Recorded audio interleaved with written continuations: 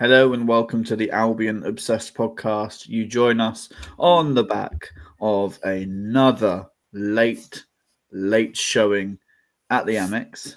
We didn't pod last week. I can only apologise. But to be honest, nobody really felt like it.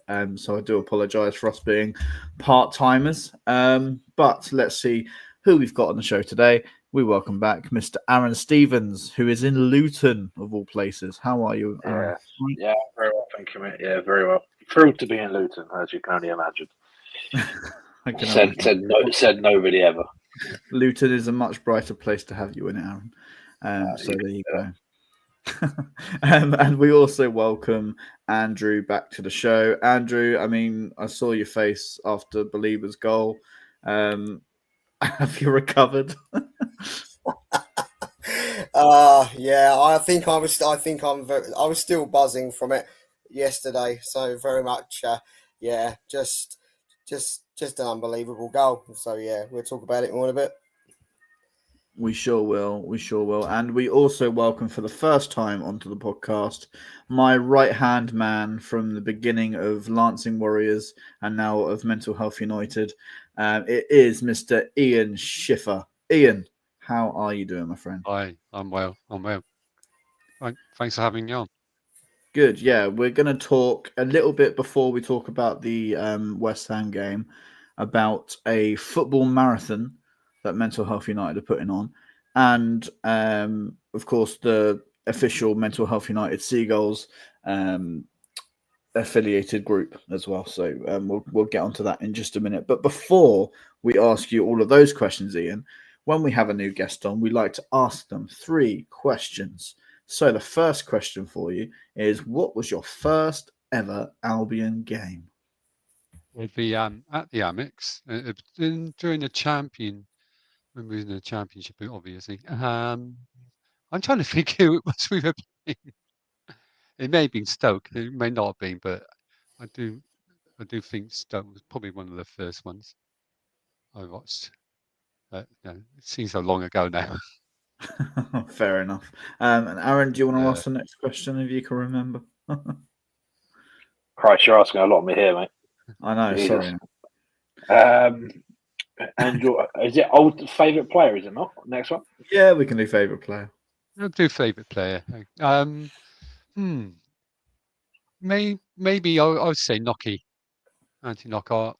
Could be Mozza as well. Or I love Pascal as well. Missed him. Pascal Gross. Yeah, and he was at the Amex on Saturday as well. That's probably why we won 3-2. Yeah, he was there Saturday. First game, which we won 3-2 as well. So Pascal, come back. We need you. A lucky mascot.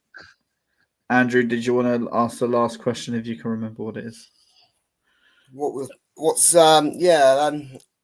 one of your best Albion shirts, really, home or away? I was ready. Well, actually, this is probably my favourite Premiership period shirt.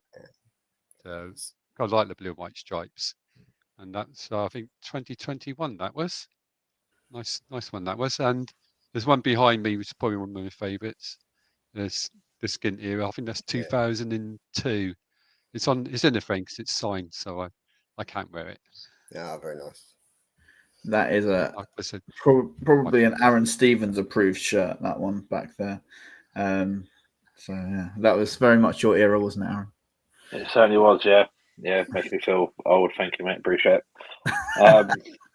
Yeah, that is my era. That's when I started watching Brighton back in the Skint days. So yeah, there you go. Good choices. Well, before we talk about all the happenings at the Amex, Ian, let's talk to you about the Mental Health United charity that we partake in, and they're putting on a 12-hour football marathon that we're going to be playing in. I'm not going to play full 12 hours. Just putting that out there. I'm going to be playing 2. So yeah, what's that all about, and what's it for? Normally, Mental Health United, so we do football therapy, and once a year we put on a tournament for 6-side tournament. So we invite teams along.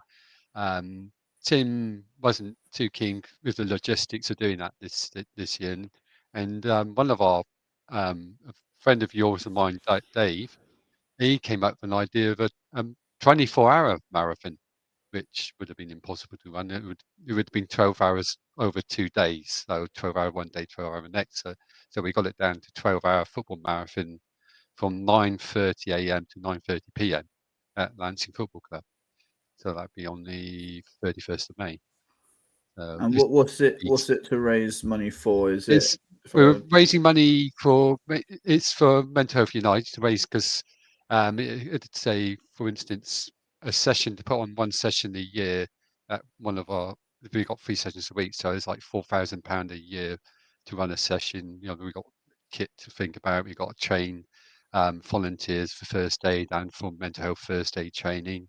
And another charity that we've decided to go with is a local charity called Chanterbury Community Play Scheme, which was one of the Mental Health United members, one of the volunteers, put this forward, and Tim liked the idea of that. It's a nice local charity doing lots of good work in the community. Yeah, exactly that. And I think if I speak on it myself and my experiences of Mental Health United, it's such a incredible, inclusive place for somebody to go and to get that feeling of playing football again, like you're a kid on the street and you're playing out with your mates, and you don't want to come in and your mum's pestering you. Now you've got to come in for your dinner. But it's for me, like it's the club of my dream. Yeah, still does.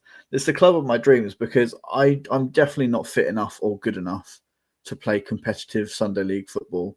I would get laughed out of training if I went to one of them. So for me to go into a place where I can play as long as I want to, I can be as bad or as good as I like. I wish I was good, as bad as I like, and have no judgment whatsoever. Yeah, and have no judgment whatsoever. It's just such a lovely thing for people to look forward to in the weeks. We've got a session on Tuesday nights at Hove. We've got a session in Lancing on Thursday nights. And of course, the ones that me and yourself put on, Ian, is the Sunday morning ones. So even if you're not looking to play 12 hours of football in one day, if you do want to come along to a Mental Health United session, your first session's free. So it's a no-brainer for me.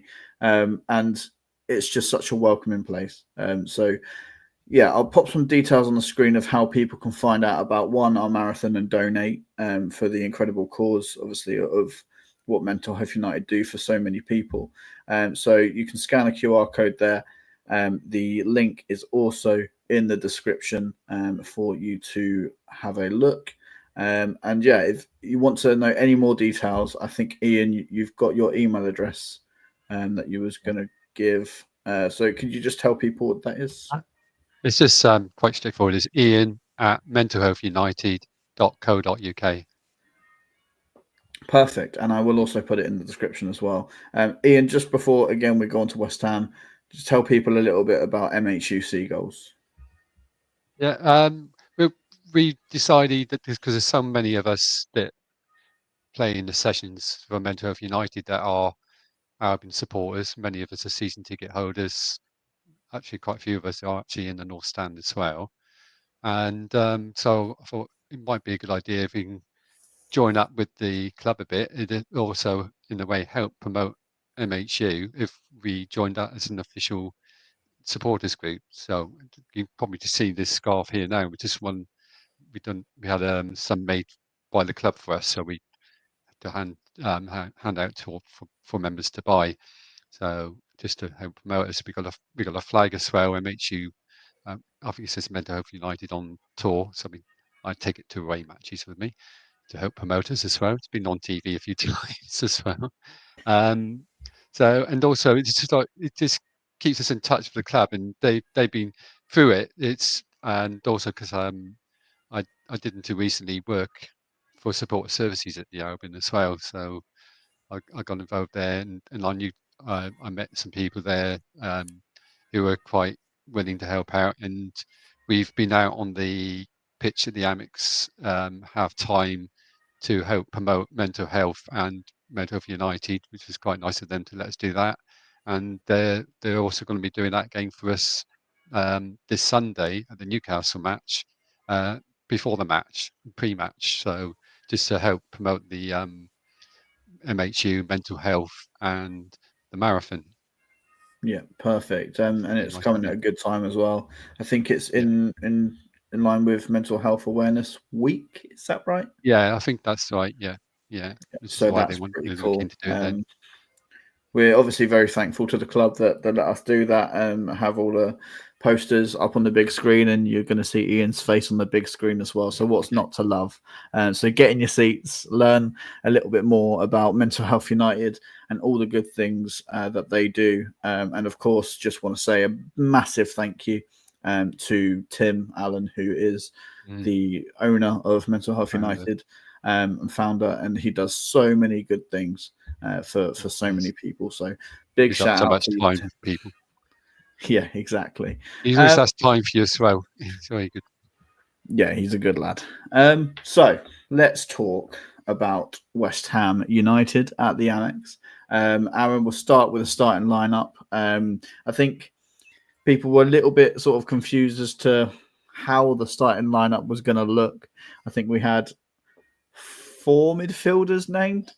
So what did you think when that came out? And did you think that it was going to be Hinshaw at right back, but it looked more like Weaver at right back? Is that how you saw it? Yeah, so Weaver played right. I was kind of hoping that Hinch would play there, but I think Weaver done pretty well. To be fair, I think it was expected that kind of lineup. I don't think we could really done much more. I doubt you couldn't have really started Veltman or Lamptey for me. Coming back from injury is always difficult. But yeah, I don't really have many complaints about it, to be honest with you. Yeah, it was one of those things where people were sort of going to see what Hertzler was going to do with Van Hecker out. As you say, Veltman coming back. No João Pedro because he stupidly decided to assault somebody last weekend. So, Andrew, was you pretty happy with the starting lineup when it came out? It was great to see March back. His first competitive game, kind of starting in 11. So, yeah, I think it's, as I haven't said, we've basically used what we had available to be able to, it's when you've got injuries like we have in suspensions, then that's it happens. But starting lineup was as good as we were going to get it, and yeah, happy with it. So. Yeah, very true. Let's see who we've got in the chat as well today, because we are, of course, live. So we've got Michael Webster. Good evening, guys. Hello to you. Phil, good evening, all. Doom is saying, bend it like Belaba. Yeah, that is a new phrase that we need to adopt. How nice of Dr. West Ham to come and give us a win. Yeah, we were very much Dr. Brighton against Leicester, so it was nice to be seen ourselves. Michael saying, great to see Solly start. And Dermot saying good work and good cause for Mental Health United. Back to football. What an amazing dramatic win does for morale. Sets Albion up for more than interesting final fixtures. Up the Albion from Cork. So, Phil says Solly wasn't running up the wings as much, but maybe he's not quite fully fit. Yeah, that's always in the back of your mind. If you've had 2 major injuries in your career, you probably a little bit in your head. And Depala Pili Pala, I hope I said that right, says we won a game of football. Also F Potter and also F Palace. Starting what we were saying Saturday. Off, as we mean to go on. We will get on to the very famous Graham Potter's press conference that came after the game, because goodness me, Aaron, it was blooming hilarious. But before I come on to that, Ian, great to see Solly back out there. And what do you sort of make of Solly's return? Do you think he's maybe not fully fit yet, or do you think he's just being a bit cautious? Yeah, it could be. Maybe he's not doesn't look 100%, but he's settling back in though, from what I see. So it's good to see him back, because he's been missed. He's a favourite. Obviously he's a fan favourite. When he came on the first time he came on after injury, the whole stadium. That was a highlight of that match actually when he came on. Yeah, very true. And Julie said, good to see Gross was there, our lucky mascot. Yeah, as I say, Pascal, if somebody slips you a contract in your pocket as you was walking out. Sign it back, send it first class, and we'll have you back in a heartbeat. I mean, the game started in a pretty decent fashion. We were off to probably on the front foot, as we would hope to be at home against somebody who's 17th place, Andrew. But it's not always been that simple for the Albion this season. But it was good to get an early foothold in the game. I mean, what a goal from Yasin Ayari. It was such a sweet hit. We do struggle, don't we, against these bottom sides, and it's been like it for a long time. But yeah, that first half hour of that game with Ayari and scoring that wonder goal, his first goal for the club, and it's, you could see how pleased he was with it. You could see that it meant the world to him, and it's didn't quite think he had that in him, but he certainly showed his quality at that moment of the game. So yeah, really delighted for him, and really pleased for him. But to see the first half out, it was good to watch, but we always knew West Ham were going to come out the firing blocks in the second half. Yeah, exactly that. It's not always as simple as we like to make it in our heads as fans. You look at teams down the bottom struggling, and when they come to the Amex, we think, I don't know why we still think it, because proof tells us that we struggle, Ian. So, what was you feeling before the game, and what was sort of your view on like why we do struggle against the teams that are sort of at the bottom of the table? I don't know if it's I think it's the way those teams, like West Ham had a defensive setup, and I think Brighton find it hard to play through that. They play better when the teams plays more open and they got more space to get run into. I think that's possibly one of the reasons. It's just the way that Brighton plays, which makes it more difficult for them to get through to a more defensive team like that. Yeah, exactly that. Aaron, Yasin Ayari's goal, it was probably the perfect view would be the North Stand, just to see that sort of curl into the top corner.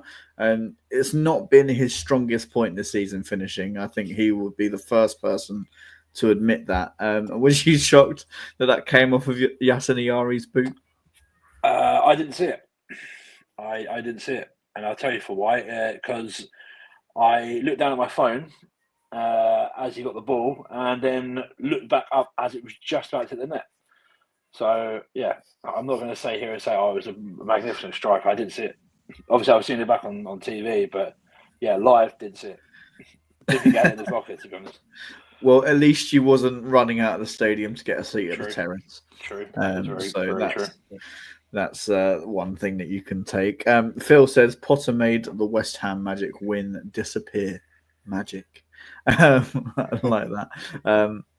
Dermot says, agree with that. Takes time, but no doubt Solly will get there. And Michael says, about time Yasin got one on target, and went on to have an excellent game. But for me, Andrew, like at the start of the season, I thought Yasin was going to be the sort of midfielder to pop up with one or two more goals than what he has done.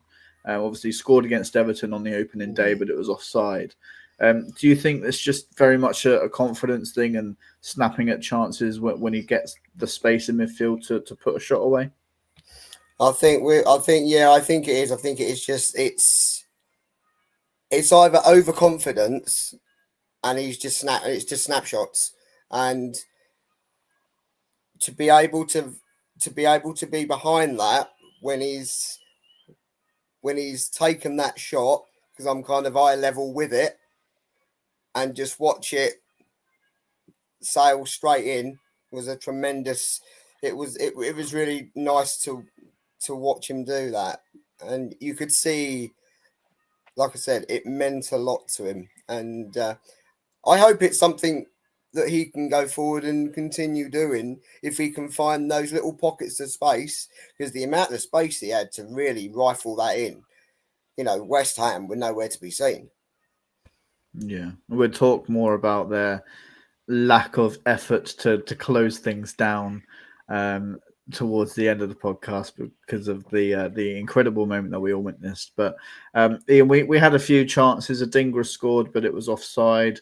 And O'Reilly had a really good chance as well. So did you think that it was sort of going to be a opportunities missed sort of thing for Brighton again, or did you think that we would sort of plug away and get another? It's always against these teams. Always hard to gauge how the match is going to pan out.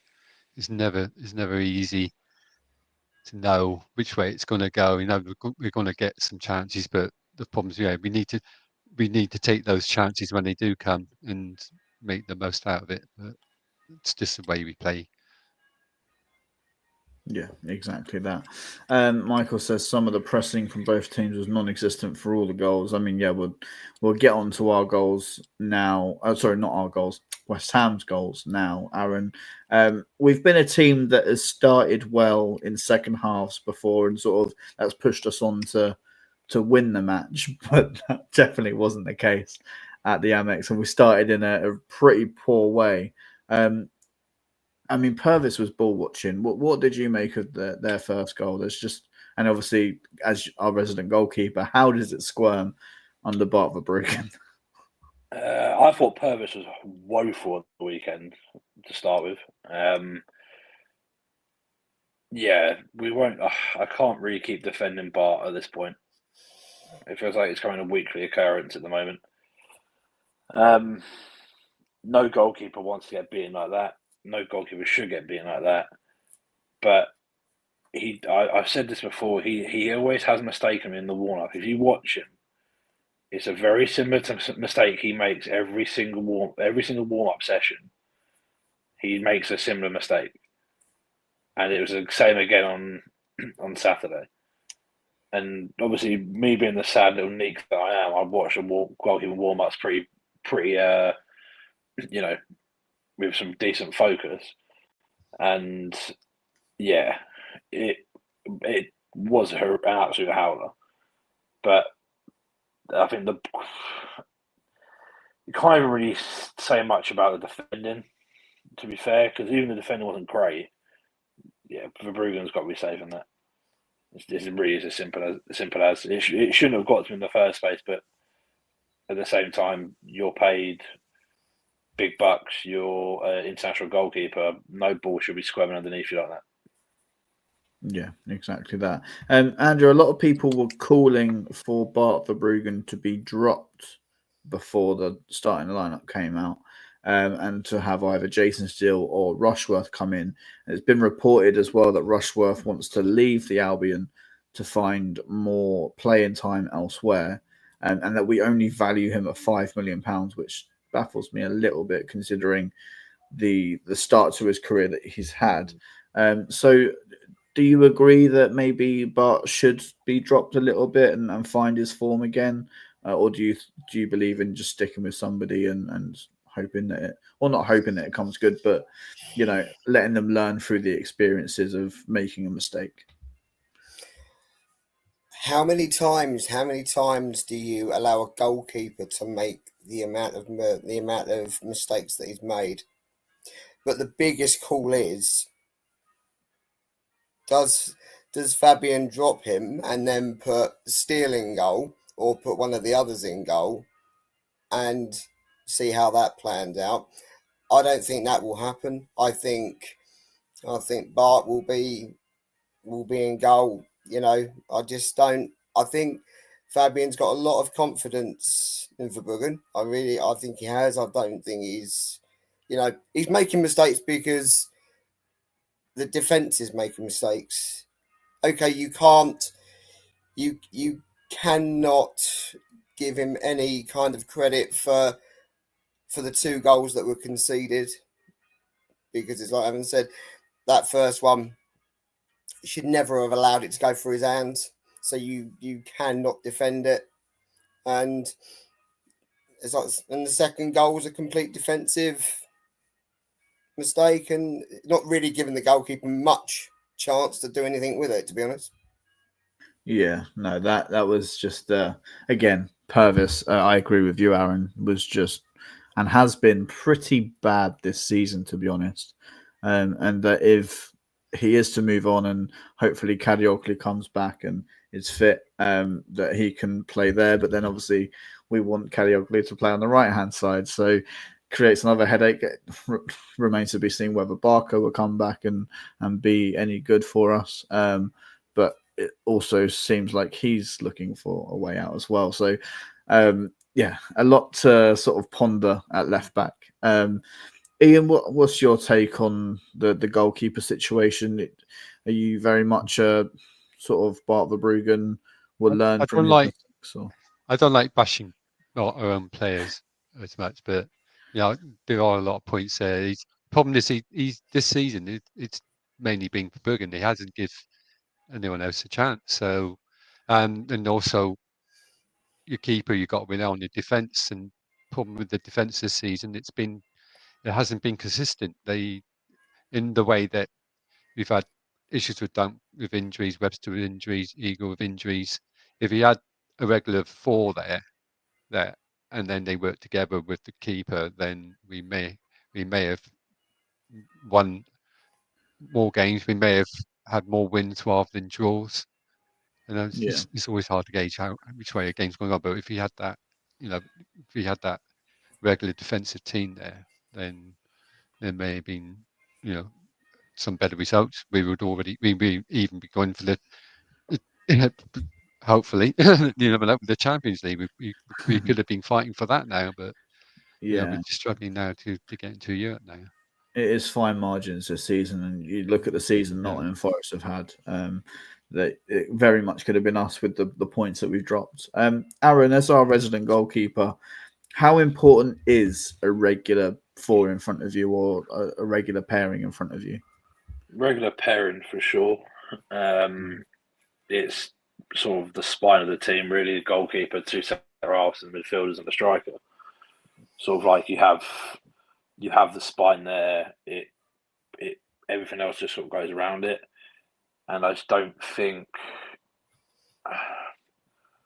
it's been settled-ish this season. It's not compared to other seasons. I mean, this season he's obviously had Igor, Van Heck, Webster, etc., etc., etc. But we've looked better when we've had Van Heck and Webster than we have done for a while with another centre-back pairing, and that was it. And funny enough, that was when we had our 6-game winning run. And I think that's kind of glaringly obvious why that was. It's because everyone felt comfortable with everybody back there. So I think he'll go in the summer anyway, to be honest. I think he'll go to Bayern. I think it'll probably be still in goal next year, I would think, to be honest. But at the same time, right now, I would give Rushworth a go myself. I don't see a harm in it. Realistically, we're not going to get Europe unless we really, really buckle down, because we've got some difficult games coming up. I think Newcastle at home, they're horrible to play against at the best of times. Wolves away, they found some unbelievable form. Then obviously Tottenham and Liverpool. It's a very hard 4 games. So realistically, we're probably we hopefully, touch wood, can get a point against Newcastle, a win against Wolves, and a win against Tottenham. And hopefully that'll be enough. But it all depends on what Fulham and Bournemouth do, really. Yeah, I've had a look. It's kind of out of our hands a little bit. Yeah, it's worrying when it's not in your hands, but then again, when Brighton have had things in their hands before, it's not overly gone our way. Let's have a quick look at the comments again. Michael reckons that Purvis was missing Matoma. Phil says the first goal was frustrating. There were 3 players standing like statues and did nothing to stop the shot. Almost slipped up there. Oh, that could have been a bad slip up. The amount of times Kurtis was allowed to cross the ball in unchallenged was disappointing. Michael says, I think the quality of their cross for the second goal was outstanding. That's fair enough. Yeah, that was a good cross. The thing is, the first cross, I don't mind them crossing it in because realistically, they're quite a small team other than Souček. Like, so Who gets on the end of it? But I mean, first time around, we should clear our lines realistically because he had no one to really aim for. But then again, if our goalkeeper can't catch fucking cold, then what else can you do? Like, you can't, he doesn't save shots. It's kind of a vital part of a goalkeeper. Yeah, that's very true. Aaron Stevens with the most, obvious statement. The goalkeepers need to save shots. I'm going to get that tattooed on me just for you, Aaron. Callum says maybe Ferdy replaces Purvis next season and we signed a new right back. Oh, gosh. I don't want us to be in this, again, a conversation. We need to sign a right back. It's been the same conversation for about 5 years. Brian, our shots were much better on target. A few on target and only a few over the bar. I reckon they've been told to keep them on target. I'm hoping they know to keep shots on target already. I mean, let's talk about our second goal because it came in the 89th minute, Andrew, and we went sort of more direct than we have done. Gomez plays a delightful ball over the top. Brian Gruder headed back across. And I'm just going to give Fabian Hertzler a little bit of credit here because before the goal, he swapped the wingers. He put Minte on the left and Mitoma on the right and a little bit more central. And I said to my mum, what the heck is he doing swapping the wingers? And then Mitoma scores. Fair enough, Fabian. Well done. I mean, what a goal. And right in front of you. So, yeah, brilliant to get that belief back. Absolutely. It was one of those moments that you don't take it in to start with. You see it happen right in front of your eyes and, as live as it can be. But you don't take that in until it goes in the back of the net. And then you still have to relook at it on the screen to see how good it really, really was. But yeah, two brilliant connections with Gomez and Gruder, and it was just that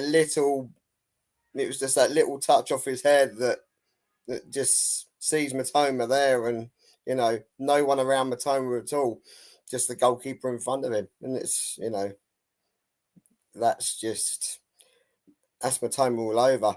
It's if that had gone anywhere else, I think he would have been massively disappointed. But goalkeeper you don't stand a chance for that unless you're going to do it directly at the keeper.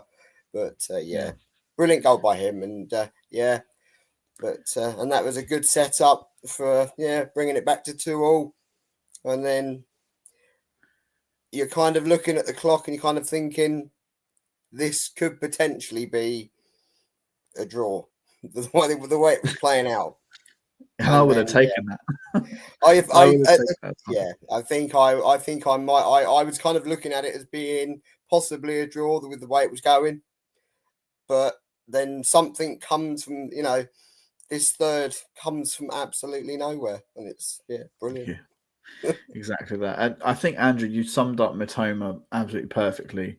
That it was him all over. Ian, I think Matoma's had so many moments in an Albion shirt where he's been the guy to go, do you know what? I'm carrying Mitoma. I'm going to score now. And then it's his moment. How important is it to have a player like that you can rely on to pop up in moments and just provide you that little bit of quality to get you something? Yeah, that's vital in some, especially in this case on Saturday, to have that reliability. You know that someone's going to perform like that, and he had the pace. He probably hasn't got as much as the pace as he did have before he had his bad injury. Before you could see him just racing down that line, but he plays a bit more forward and more central now. He doesn't run behind as much as he used to now, which is amazing when he used to do that. But it's good to have that reliability when he's on. Yeah, exactly that reliability. That's what you need sometimes to get these moments in a game.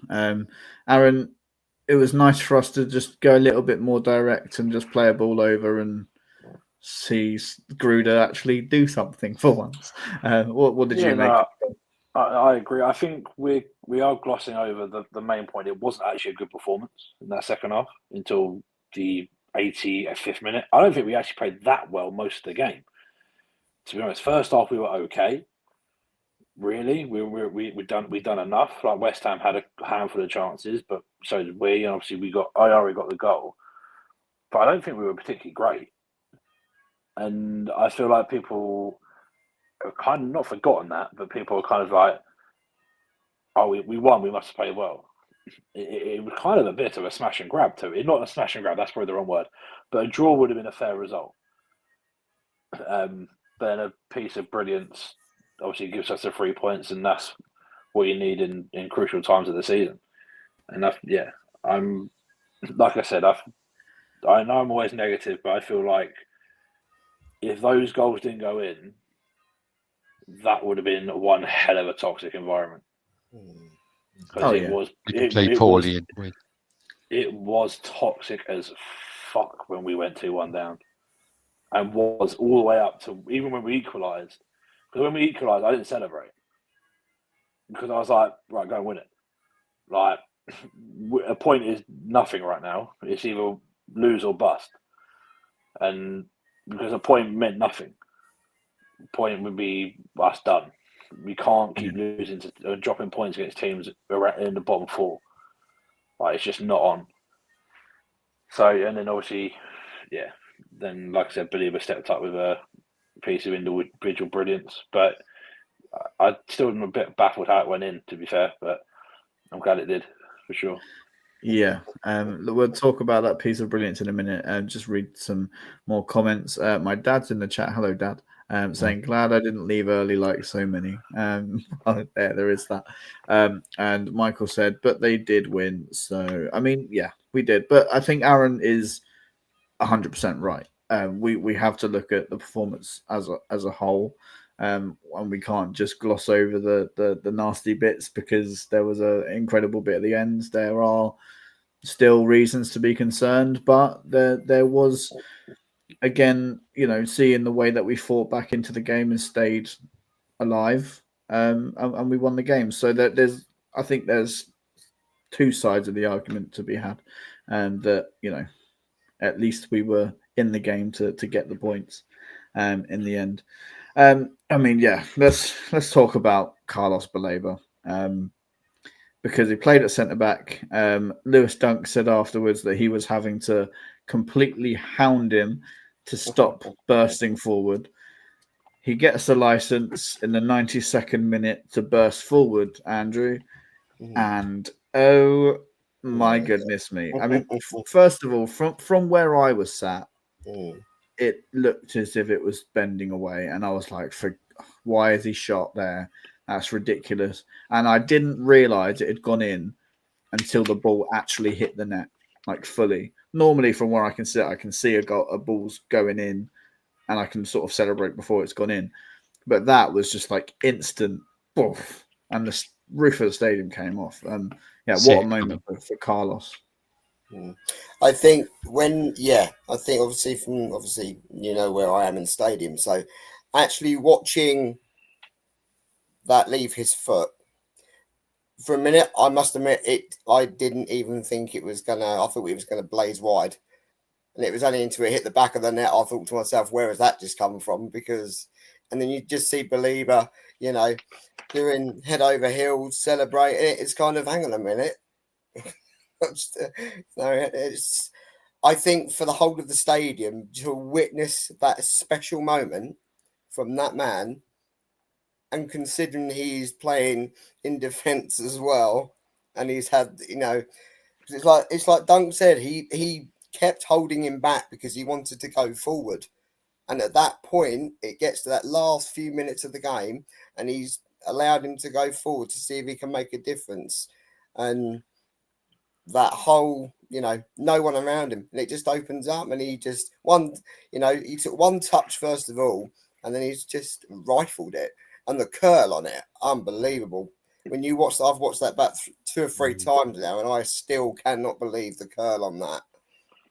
And for the goalkeeper just to stand there and watch it go past him, that shows you what kind of shot that was. So, yeah, delighted for him and delighted for the club and delighted for everybody connected with the club, because we needed that. Yeah, and it's probably added another 10+ million pounds onto the price tag that we're going to be putting on in this summer. I've got no doubt.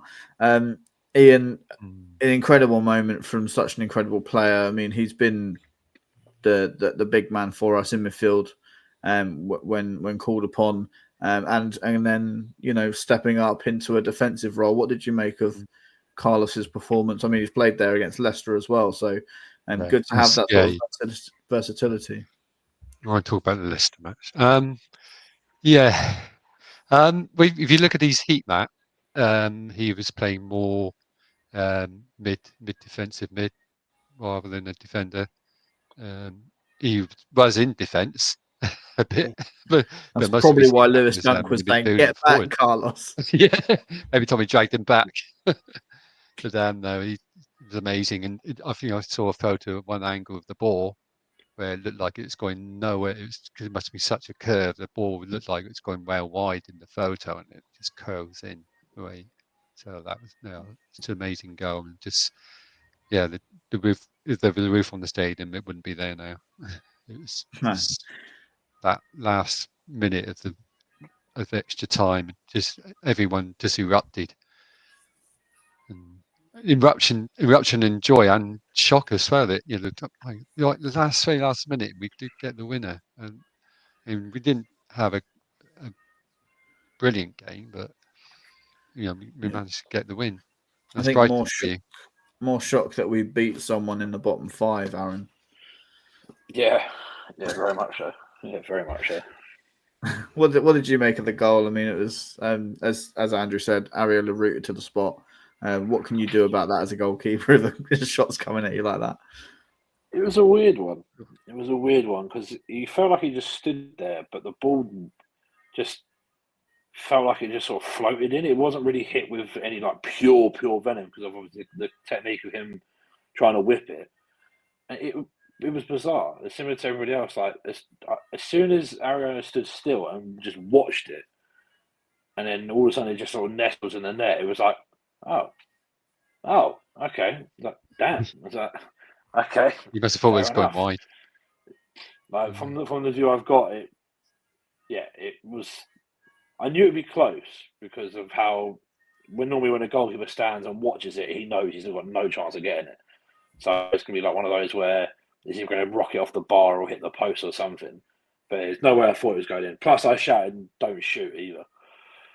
So, and yeah. Ta-da. There it goes. Michael says in the chat that he might have been slightly unsighted. Do you reckon that was a factor? Even so, you can kind of anticipate it a little bit better, to be fair, because I didn't realise how far out it was until I watched it back. Like, it was a long way out. That's what made me sort of question, why is he not going for it regardless? Like, you've got enough time to react, and you do reaction stuff in training, so you should really be able to fling yourself across it. But obviously, he just had no chance of getting it, regardless. Even if he went for it or not, he may not have got it. Who knows? But I'm glad he just stood there and let it go in, to be honest. Yeah, exactly that. I mean, that was the moment that, Aaron, I've been waiting to ask you all day about this, that made Graham Potter's head fly off of his shoulders and end up on not Mars but Jupiter. It was so good. Talk to us about that wonderful press conference. So good. I've never wanted a man to be so rattled in all my life. I remember I saw something on Twitter, as my journalist put out, I was like, Potter's press conference is tasty. Like, post-match conference, I was like, cool, I'll have a look. And I saw the clips of it, and then I was like, all right. So then I watched the whole thing, I was like, this is brilliant. Oh, he's so bitter. It's so funny. Just, it couldn't happen to a nicer bloke. Could not happen to a nicer bloke, you fucking snake. That's what I'll say on that one. bleep. To be honest, Bleep. Yeah, exactly that. I mean, Andrew, there was a lot of talk before the game of, are you going to boo? Is it too far in the past? I'm booing. I don't care how far in the past it is. To have that hostility in a football ground, we can't. We need to stop being that nice as a crowd, because I think that we are maybe sometimes quite an easy, nice place to come to, comfortable place. The fans aren't really going to get on your backs. So was you in the Graham Potter Boo Club, and what did you make of his comments after the game? I wasn't. I was actually his press conference. In actual fact, I've never known a man to be so put out in so many ways. He really, that was. I just, to be honest with you, we are a club that have, our fans come to the stadium. Okay,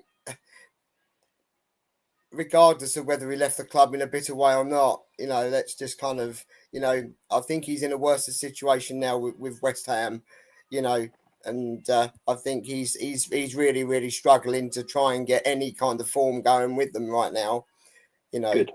and the way he, and to see him sit there almost clueless in a press conference and almost kind of, do you really want me to swear in this press conference? Because that's how he was coming across. He was getting really, really kind of cross, upset and everything else. I'm thinking, well, at the end of the day, you're answering these questions from the media while you're there. They want answers from you. So, but you clearly don't want to be there to answer them because you clearly have nothing to say to them. So, yeah, exactly that. Michael saying, no positives. He was all about the positives when he was up. I think he got exactly what he deserved. I'm not gonna lie to you. Every time he comes to the Amex, I hope he gets a horrific response. Just because I was trying to explain this to someone the other day. It's like, yeah, but he left you for Chelsea. They're a bigger club. That's not the point. That is not the point. The point now, I'm not fussed that he went. It's how he went is the issue I have. It's take the backroom staff, not just one, not just two, everyone. A whole lot. You leave us with one. You leave us with Croftsy. That's fine. He's through and through. That's cool. Bruno, snake. Roberts, snake. The list can go on. It's unfortunate. It is what it is in my eyes. So any time a Potter team comes to the Amex, he should get booed, and he deserves to get booed. And he can be rattled all he wants. Yeah, that's down on you, mate. Yeah. Not anybody else. That's down on you. 100% agreed. Yeah, exactly he laid the foundations with the club when he was here. And then Chelsea come in for him and he goes, okay, they've offered him massive money. Fair enough, whatever, go. But don't try and come back to the Amex and think that you can walk all over us because it just doesn't work. I think he's maybe lucky in the sense that we were so successful after him. Like you say, Andrew, he laid the foundations and we were starting to look good under him. So it does look like that. It looks like, oh, well, Graham Potter's got this successful part and Roberto De Zerbi has then upgraded it. They've then gone on to get Europe. Had it have gone sour, he would have dismantled all of those foundations that he laid.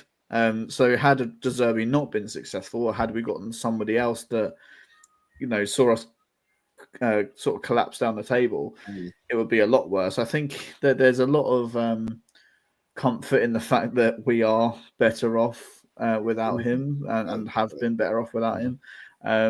So I think for me, it's more of a looking at him and saying, well, you had no idea how good you had it with Tony Bloom. And now you will reap what you sow, because you chose the money, and now look where you are. I will always be one of Potter's biggest haters because of that, and because he could have been something special here. If he stuck around, we could have been something like top draw. Some of the football we were playing before he left was just good, like probably the best I've ever seen us play, because we had a solid foundation at the back, and then he sorted that out first because we were solid then, and he was actually, let's now try actually attacking teams, and it worked. And the fact that he struggled at Chelsea, struggling at West Ham. I'm sorry, but you've gone to Chelsea for money. Simple as. And I don't mind that. You know, you can do that if you want. That's cool. You have a career. You want to progress. Your club's offering you money, more money. You're going to go. But then don't come back and expect to be treated like a king at your former club. It's just not going to happen. And it's delusional if anybody else thinks like that. Yeah. Well, what I will say is, and I will quote Mr. Graham Potter, congratulations to Brighton. Little bitch. They are suffering, and it's nice to see.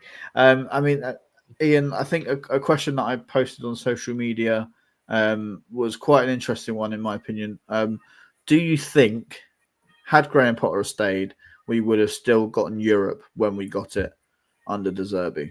Do you think Potter would have achieved the same thing? Maybe not. Maybe. It's hard to say. More less likely than likely, maybe. Yeah, I think the thing that I how look he was at building is the team. When he did have bad runs, they were bad. Yeah, they were so bad. There's every chance that we could have gone in one of those horrific runs. But yeah, it's just interesting to think that, like I said to you, Andrew, he didn't realise how good he had it at Brighton. Oh, absolutely. The best owners that are going to stand by you no matter what. So I think with De Zerbi, I think it was all a little bit kind of. We don't know what went on behind the scenes with De Zerbi, so we can't comment on that. And obviously, they've got him. He got us into Europe. We had a fabulous time in Europe, and then whatever's gone on, he's then left the club for whatever reason. Fabian's come in, and it's kind of, we've had our good moments with him, and we've had our bad moments. But he always says we will always keep the faith with. He will always do whatever he can to make sure this team is doing the best of its capabilities, even with the injuries and whatever else is going on, and it's just whether or not we've got enough with the games we've got left, and whether we've got enough in the tank to be able to kind of get the wins that we need. And we've just got to see if, and just watch everybody else and see what they do. As long as we focus on our games and deal with our games and try and get as many wins as possible, the next few games are going to be really, really tough. And it's going to be, as long as we don't get any major injuries in these last few games, it gives us a little bit of a chance. But yeah, the teams around us as well have some pretty tough games, so it's definitely going to be interesting into the season. Aaron, I'm going to come to you on this one. Somebody that we haven't spoken about and maybe deserves a lot of credit given the conversations we had about him a couple of weeks ago. Our captain, Lewis Dunk. I thought he put in a fine performance, was back to his best, blocking pretty much everything except for the 2 goals. So what did you make of our captain's performance? Yeah, it's a better performance. Better performance. I don't think we can get too carried away because, let's be honest, he hasn't been great. So a performance like that was overdue. He's got to back it up now. He has to back it up. If he doesn't back it up, then it's kind of not pointless, but then we're just back to being inconsistently inconsistent again. Yeah, exactly. Do you know what I mean? It's like he did play well, and we're not gonna give him credit where credit's due, but that's not sort of Dunk's back. He's not yet. Will he ever get back to where he was? Probably not, realistically, because age, time waits for no man, and time can be cruel, and it does look like it's coming to an end. It just naturally how it looks, But he done well, and I don't think anyone can take that away from him. And I think he plays well with the right partner. Yeah, but I don't think he's a starting centre back for next year. I still don't think that. He could put in phenomenal performances all the rest of the season. I still don't think that's the right call. Myself, I feel like time has passed now where Premier League players are getting quicker and stronger. Unfortunately, Lewis is not getting any quicker and is still strong, but if you're not quick enough to catch him, it's kind of a bit pointless at that point. Because you can be as strong as you want, but if you can't catch them, there's no point. Yeah, no, exactly that. Yeah, we do have to be realistic. I just thought it was nice that he was going to put. I'm not taking anything away from him. I just think, it's realistic. Be a bit realistic with how one performance doesn't change the last 2 months. No, exactly that. And we've got a busy end to the season coming up, which is going to be great fun. I'm sure all of our hair is going to fall out. Mine's already fallen out. That's why I've got a hat on, so you don't have to see my shiny baldness. I'm going to come to each of you and ask you to pick a player for a good reason or a bad reason. Ian, I'll start with yourself. Who are you going to pick as your either player of the match or player that didn't play too well? Player of the match on Saturday. Inchwood had a decent game. He was in there in the middle. He done quite well. Maybe not player of the match quality, but I think he done well with what they had. And obviously Matoma, he had a good game too when he came on. Other than that, I miss JP. Yeah, JP Van Hecker is that sort of personality you need on the pitch, and so my player of the season. Yeah, don't vote for him though, because then he'll leave. So don't do that. Yeah, that's true. Yeah, that's the curse of voting for the player of the season. Exactly. Andrew, who do you want to mention for good or bad reasons? I think to be honest, I don't think any of them had a particular good game. I think they all played okay.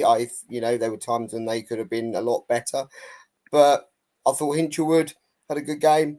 I thought, taking out the goal scorers and everything else, apart from the goal, yes.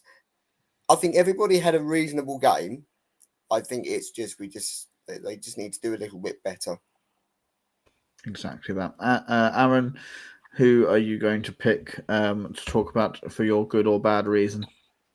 Probably going to go for Weaver. I actually thought he played really well at right back. I actually think he looked pretty solid. He kind of looks quite natural there, which is a surprise. Bear in mind he doesn't look like a fullback. If that makes sense. He hasn't got that kind of. I mean, then again, Dan Burn doesn't look like a fullback, but that's a whole different story. He seemed very composed on the ball. His actually defensive work was actually pretty good as well as going forward. I think Andrew hit the nail on the head. I don't think anyone played fantastic. I just think West Ham were worse than what we were. And West Ham were poor. Like, they were bad. Sorry for that snigger earlier. I just saw Julie posting vote for Milner player of the season. Yeah, that's exactly what we need. A campaign to vote for Milner as player of the season, so none of our sort of stalwarts leave. So yeah, that's a good idea, Julie. We'll certainly be campaigning for that on Albion Obsessed. The person I want to mention, and it's for no other reason than because I absolutely love the man, and he had some involvement in our second goal, is Diego Gomez. I think he's going to be a midfielder that we rely upon a lot in the next couple of seasons. He looks very physical and can pick a beautiful pass. He's quick, he's strong. So yeah, and that ball over the top for Gruder to nod back across to Matoma was an absolute delight. So for no other reason than my Inter Miami nerdness, I am picking Diego Gomez because I love that man. But I guess that sort of brings us towards the end of the podcast. Just before we sign off, we'll look ahead to Newcastle. Aaron, it wouldn't be an Albion Obsessed podcast with Aaron unless he mentions Dan Burn, your sweet prince. So do you reckon, who do you think is going to get the better of us? Do you think Dan Burn will get the better of us, or will we get the better of Dan Burn? It'd be 9-0 Newcastle, Dan Burn, triple hat trick. That's what happened. No, it depends on what Newcastle turn up, if I'm being honest with you. If they're on fire, we're in trouble, without a shadow of a doubt. One of the informed strikers in European football, got fantastic actual structure to how they play. To be fair, I actually love watching Newcastle. I really do. I think some of their football this year has been fantastic. But then on the flip side, if they turn up like against Villa, we're in for a pretty decent night, because they were horrific, absolutely horrific against Villa. It's similar to us though. We could turn up and cause them real issues like we did at St James's Park. We've done that twice this year, and both times we've gone out there thinking, "Oh mate, it's gonna be a difficult game. Like, we can get anything to be a bonus." But we've come away with a FA Cup win and 3 points from St James's Park. Not many teams have done that this year. They're going to come in with that in the back of their minds. Yeah, so it could. It's going to be an interesting game for sure. I'm not there on Sunday, but yeah, no doubt it will be shaky head at me. I've got football. What is this Sunday? What do you want me to do? I will blame you if we lose. That's all I'm saying. I mean, it's our league Pascal decider turns on up. Sunday, so. Oh, okay, fair enough. I will let you off. Tom says in the chat they might want revenge on us. Ian, you was alluding to that just now, that they would have it in the back of their minds. What do you think? Give me a score prediction. I know Aaron won't because he waits for the team sheet, but give me a score prediction. Wow. I think I always say 2-1 every match. I hope it is 3-1. right. I won't say who to. No, 2-1 to Brighton then. Go on in, Aaron. Give us a score 3-1 prediction. Ask me a 1/4 when the teams come out. He's double bluffed me. Love it. Andrew, would you give us a score prediction, or are you going to wait for Aaron's team sheet? I think if we turn up on the day and we walk out on that Amex turf and we get a good start and we keep our defence as tight as we can and try and break theirs. Newcastle are an absolute fantastic team. There's no two ways about it. They are brilliant. And I'm really, really looking forward to this one. And I think it's going to be one hell of a game. One hell of a game. And I would love to come away with a win, but I'm possibly going to go for a draw. Boo. I know. But if it's I think Newcastle have a tendency to kind of do things slightly differently. But, I will back my team all the way.